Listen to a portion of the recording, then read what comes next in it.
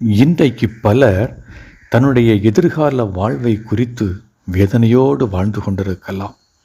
இன்றைக்கு பலர் தன்னுடைய பிள்ளைகளின் படிப்பின் காரியங்களை குறித்து துன்பத்தோடு வாழ்ந்து கொண்டிருக்கலாம். பலர் தன்னுடைய பிள்ளைகளின் திருமண காரியங்களை குறித்து கண்ணீரோடு வாழ்ந்து கொண்டிருக்கலாம். பலர் தன்னுடைய உடல் உள்ள ஆரோக்கிய கேடுகளை குறித்து, நோய்களை குறித்து கலக்கத்தோடு வாழ்ந்து கொண்டிருக்கலாம்.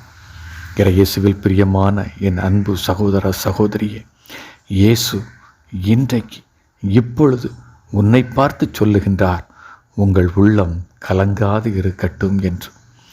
ஏன் தெரியுமா? அழகையானவன் உங்கள் மீது வேதனையையும் துன்பத்தையும் கண்ணீரையும் கலக்கத்தையும் கொண்டு வருவான். ஆனால் அருள்நாதர் இயேசு கிறிஸ்து உங்கள் மீதும் உங்கள் குடும்பத்தின் மீதும் சமாதானத்தை கொண்டு வருவார். இயேசு தருகின்ற சமாதானம் இந்த உலகம் தருகின்ற சமாதானம் போன்றது அல்ல.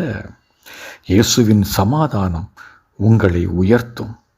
இயேசு தருகின்ற சமாதானம் உங்களை தாங்கும்.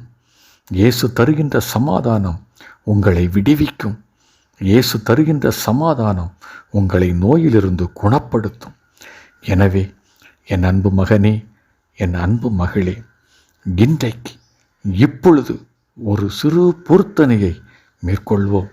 இந்த நேரம் முதல் இயேசுவின் பிள்ளைகளாக வாழ்ந்து இயேசு தருகின்ற சமாதானத்தை சுதந்திரித்து கலக்கமின்றி வாழ்வோம் என்று சொல்லி ஒரு சிறு பொருத்தனையை ஏறெடுப்போம்.